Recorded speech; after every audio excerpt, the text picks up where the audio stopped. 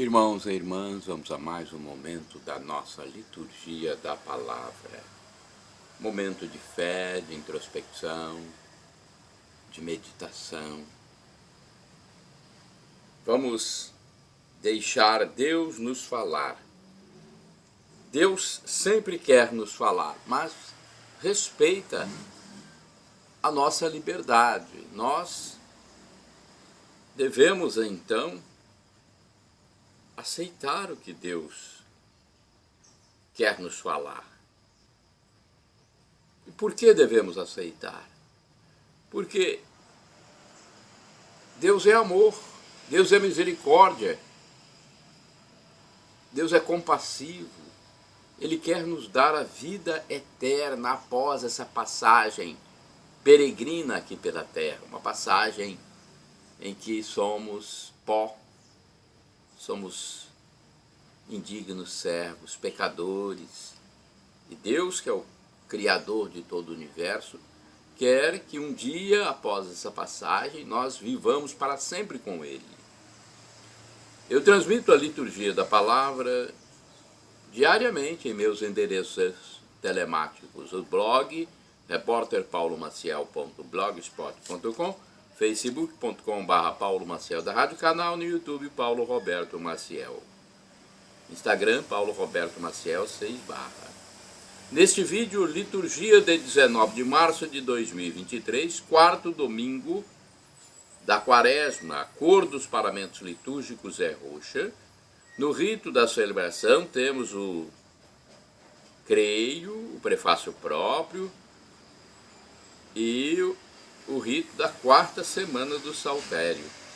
Antífona da entrada. Alegra-te, Jerusalém, reuni-vos todos que amais, vós que estáis tristes, exultai de alegria, saciai-vos com a abundância de suas consolações. Isaías 66, versículos 10 e seguintes. É o domingo chamado Domingo Letare. Alegrai-vos. Oração do dia.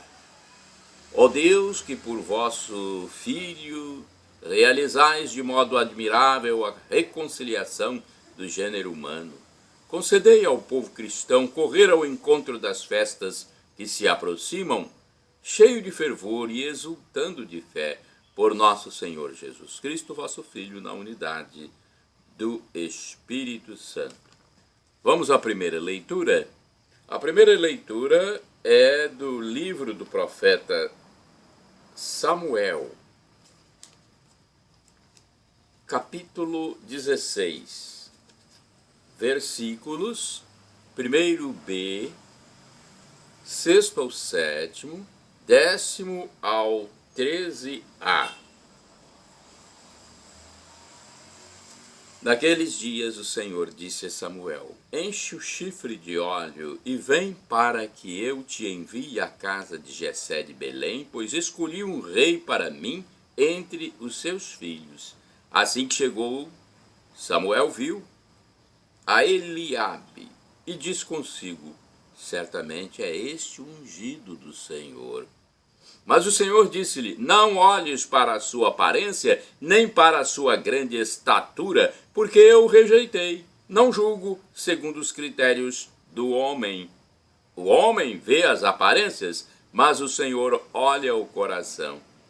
Jessé fez vir seus 7 filhos à presença de Samuel, mas Samuel disse: o Senhor não escolheu a nenhum deles. E acrescentou: estão aqui todos os teus filhos? Jessé respondeu: resta ainda o mais novo, que está apacentando as ovelhas. E Samuel ordenou a Jessé: manda buscá-lo, pois não nos sentaremos à mesa enquanto ele não chegar.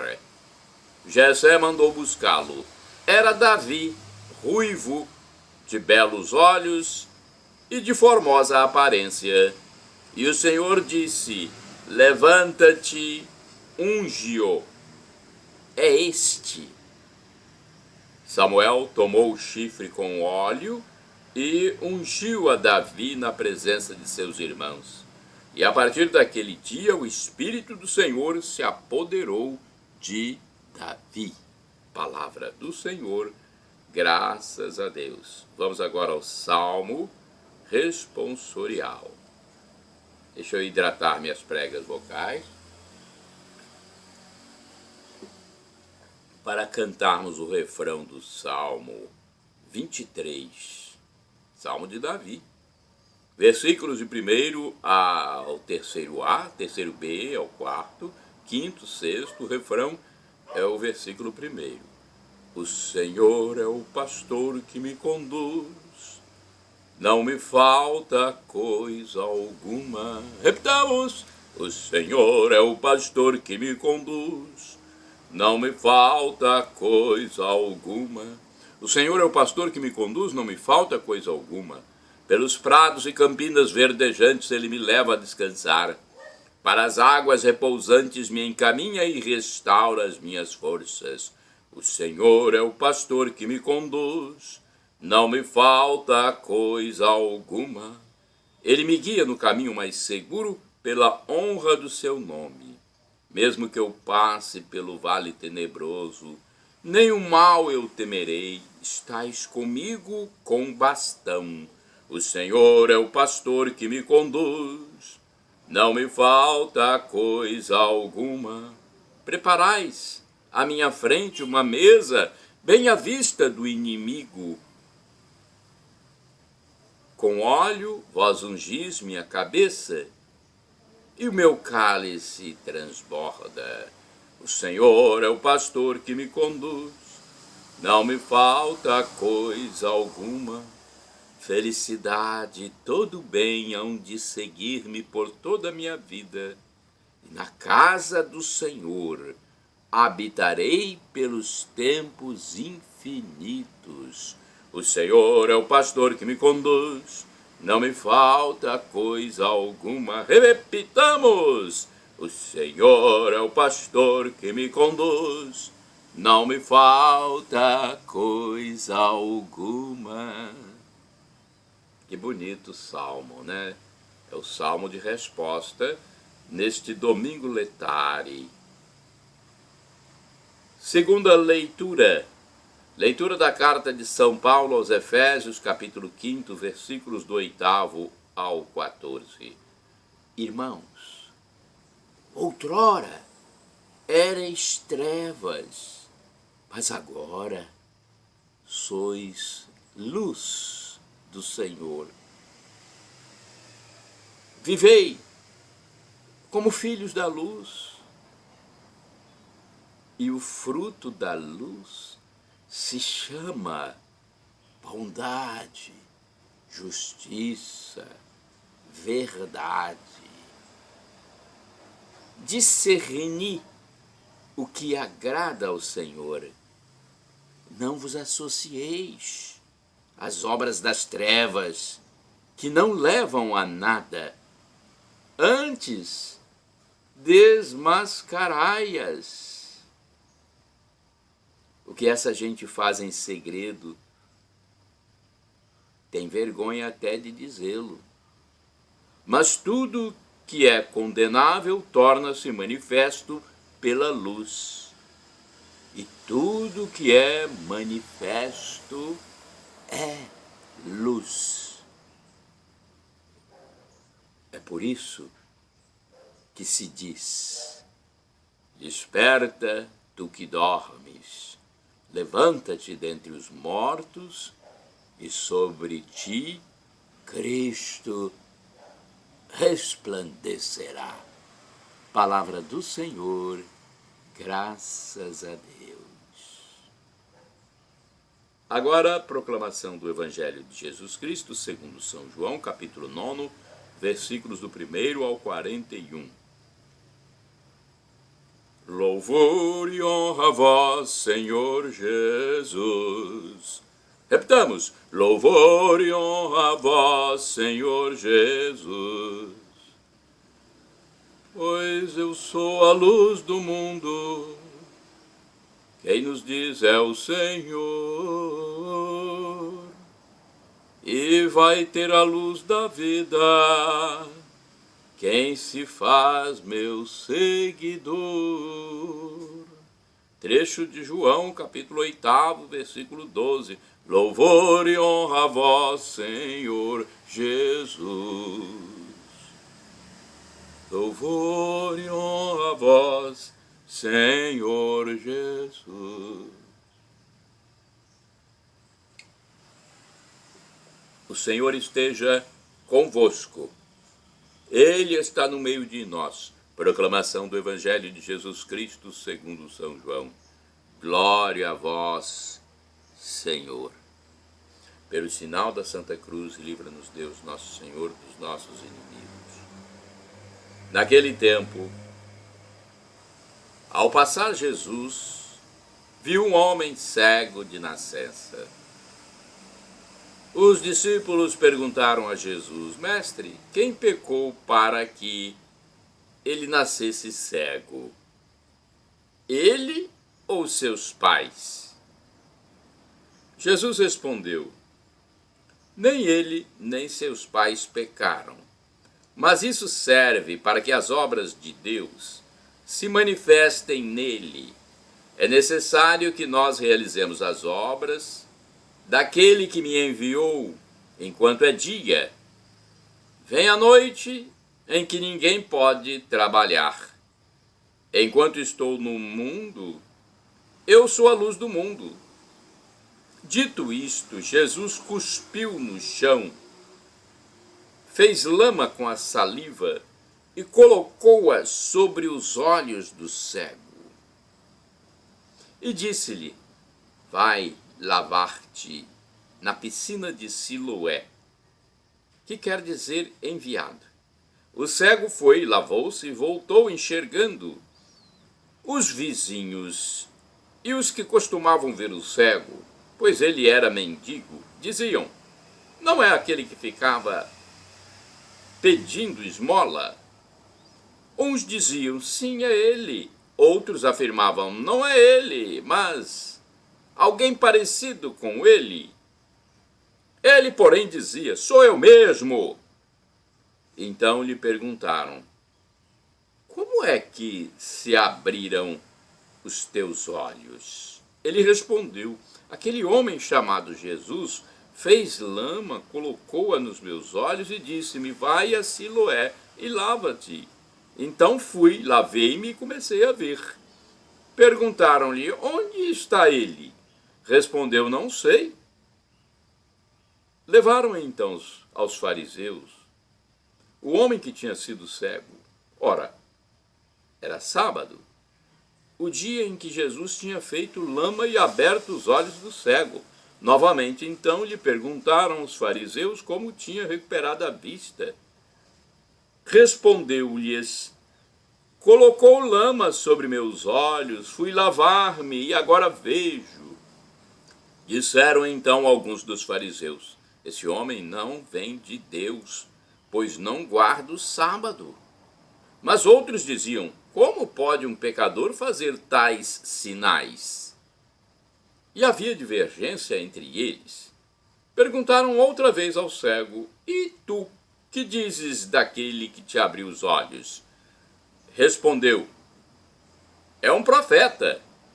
Então os judeus não acreditaram que ele tinha sido cego e que tinha recuperado a vista. Chamaram os pais dele e perguntaram-lhes: Este é o vosso filho que dizeis ter nascido cego? Como é que ele está agora enxergando? Os seus pais disseram: Sabemos que este é o nosso filho e que nasceu cego. Como agora está enxergando, isso não sabemos. E quem lhe abriu os olhos também não sabemos. Interrogai-o. Ele é maior de idade, ele pode falar por si mesmo. Os pais disseram isso porque tinham medo das autoridades judaicas. De fato, os judeus já tinham combinado expulsar da comunidade quem declarasse que Jesus era o Messias. Foi por isso que seus pais disseram: é maior de idade, interrogai-o a ele. Então os judeus chamaram de novo o homem que tinha sido cego. Disseram-lhe: dá glória a Deus. Nós sabemos que esse homem é um pecador. Então ele respondeu: se ele é pecador, não sei. Só sei que eu era cego e agora vejo.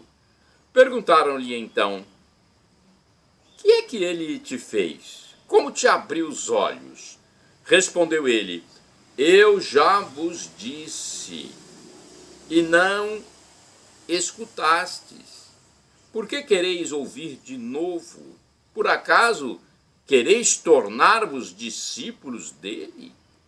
Então insultaram-no, dizendo: tu sim és discípulo dele, nós somos discípulos de Moisés. Nós sabemos que Deus falou a Moisés, mas esse não sabemos de onde é. Respondeu-lhes o homem: espantoso, vós não sabeis de onde ele é?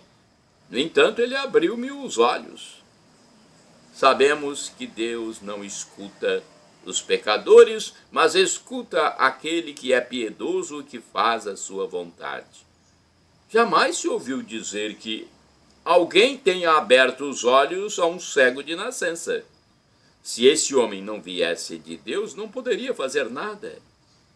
Os fariseus disseram-lhe: tu nasceste todo em pecado e estás nos ensinando? E expulsaram-no da comunidade. Jesus soube que o tinham expulsado. Encontrando-o, perguntou-lhe: acreditas no Filho do Homem? Respondeu ele: quem é, Senhor, para que eu creia nele? Jesus disse: tu o estás vendo, é aquele que está falando contigo. Exclamou ele: eu creio, Senhor. E prostrou-se diante de Jesus. Então Jesus disse: eu vim a este mundo para exercer um julgamento a fim de que os que não veem, vejam, e os que veem se tornem cegos. Alguns fariseus que estavam com ele ouviram isto e lhe disseram: porventura, também nós somos cegos? Respondeu-lhes Jesus: se fosseis cegos, não teríeis culpa, mas como dizeis, nós vemos, o vosso pecado permanece. Palavra da salvação, glória a vós, Senhor. Vamos à liturgia comentada de Antônio Carlos Santini, liderança da comunidade católica Nova Aliança, e-mail santini@novaalianca.com.br. Se fosseis cegos, João capítulo 9, versículos do 1 ao 41, é a reflexão do Evangelho. O povo diz: o pior cego é aquele que não quer ver. Este refrão sugere que o ato de ver não depende apenas dos elementos físicos, a luz, olhos sadios, etc., mas inclui uma intenção ou ato de vontade.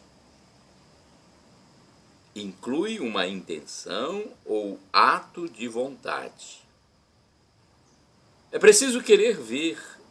É possível fingir cegueira quando a luz plena nos incomoda e é mais cômodo não encarar a realidade. Na plenitude dos tempos, Deus enviou o seu Filho como luz para o mundo. Aliados à treva, os homens recusam a luz. Escreve São João no prólogo do Evangelho: o Verbo era a verdadeira luz que, vindo ao mundo, ilumina todo homem. Ele veio para o que era seu e os seus não o acolheram. João 1, versículos 9 e 11. Estamos diante de uma recusa intencional. A liberdade humana, utilizada para permanecer nas trevas do pecado e do egoísmo, rejeita o amor gratuitamente oferecido por Deus. Como entender essa cegueira? Mera falha humana? Artes mágicas do demônio? Uma aliança irrevogável com o mal? Seja como for, custou um alto preço. Por um lado, a morte do cordeiro inocente, por outro, a perdição de quem optou pelas trevas. 20 séculos depois. As trevas ainda rondam a humanidade, infiltrando-se nos lares e nos parlamentos, nos governos. Mas Deus não desiste e seu amor permanece à nossa disposição como presença no mundo.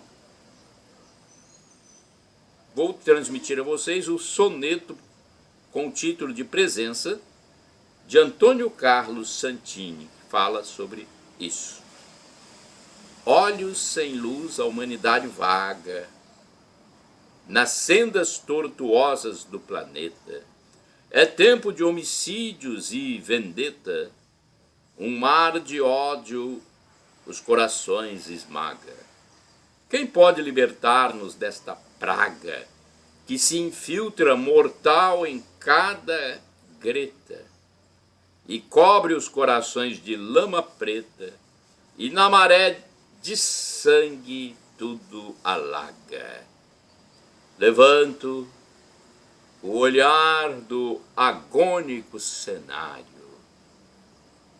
e fito a cruz erguida no Calvário, onde o fogo divino é chama ardente, e ouço um murmúrio do crucificado: estou aqui, caminho ao vosso lado, estou aqui, o amor está presente.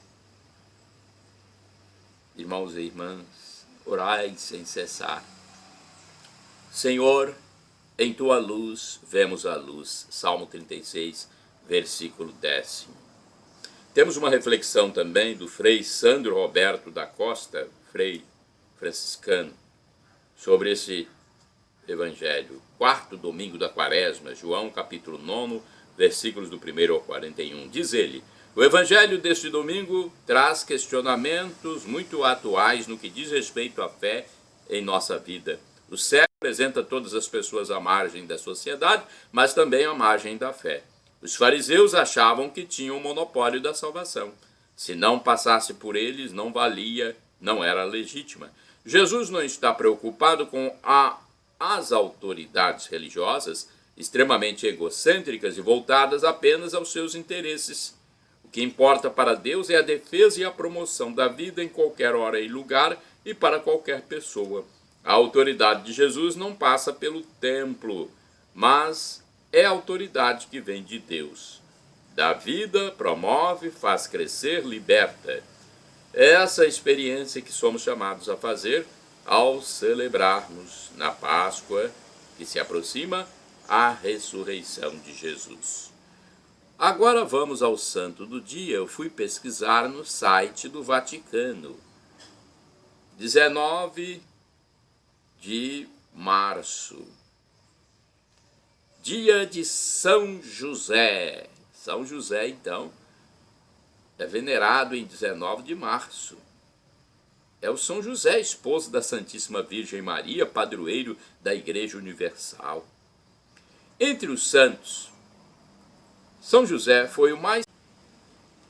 Entre os santos, São José foi o mais querido pelo coração de Jesus, que o amou como um filho que ama o próprio pai.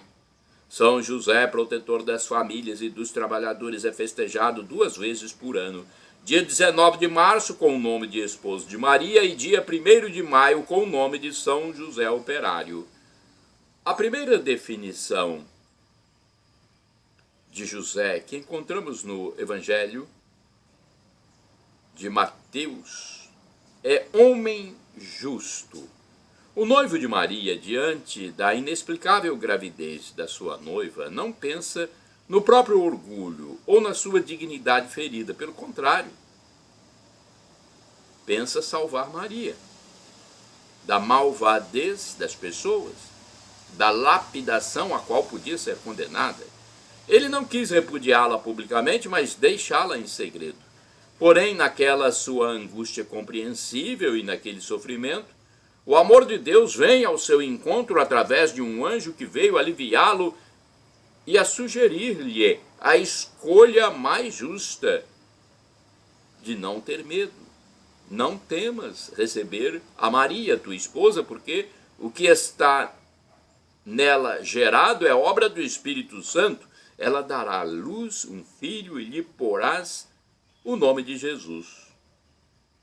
Um anjo acompanha José nos momentos mais difíceis da sua vida. Sua atitude diante das palavras do mensageiro celeste foi de confiante obediência.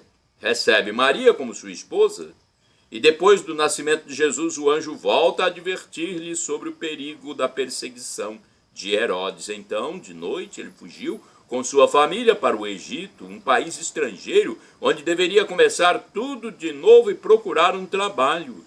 Mateus, no capítulo 13, fala da sua profissão de carpinteiro quando os habitantes céticos de Nazaré se perguntam: não será este o filho do carpinteiro? Assim ele ganha a confiança dos vizinhos. E quando o anjo volta, mais uma vez para avisar-lhe da morte de Herodes, convidando-o a regressar para Israel, ele tomou consigo a sua mulher e seu filho e se refugiou em Nazaré, na Galiléia, sob a orientação do anjo. Sem dúvida alguma, José amou Jesus com toda a ternura que um pai tem por seu filho. Tudo que José fez foi proteger e educar o misterioso menino, obediente e sábio que lhe fora confiado. Educar Jesus.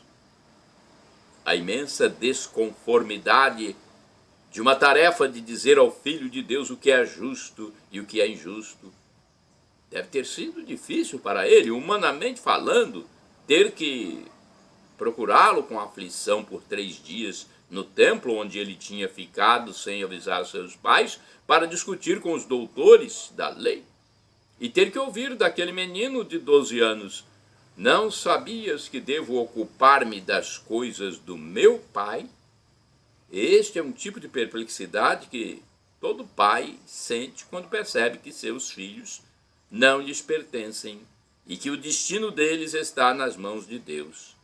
José não aparece em nenhum dos 4 evangelhos durante a vida pública de Jesus, nem no Calvário ou no momento da ressurreição.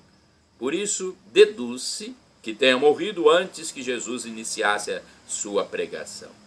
Segundo a tradição, José teria morrido circundado por Jesus e Maria. Por este motivo é invocado também como protetor dos moribundos, uma vez que todos nós gostaríamos de deixar esta terra tendo ao nosso lado Jesus e sua mãe. São José, rogai por nós. Shalom Adonai, uma expressão hebraica que significa a paz de Deus. El Shaddai, também do hebraico, significa Deus onipotente. Ele proverá, se for para o seu bem, aquilo que você suplica. O professor e escritor de mais de 100 livros da Igreja Católica Apostólica Romana, Felipe Aquino, diz que Deus pode nos dar 3 respostas: sim, não ou espere. Então vamos desenvolver o fruto do Espírito Santo em nossa vida, a paciência. E vamos esperar se Deus ainda não respondeu. Ele é o Criador do universo, Criador da humanidade. Já pensou? Estamos lidando com aquele que vai nos dar a vida eterna.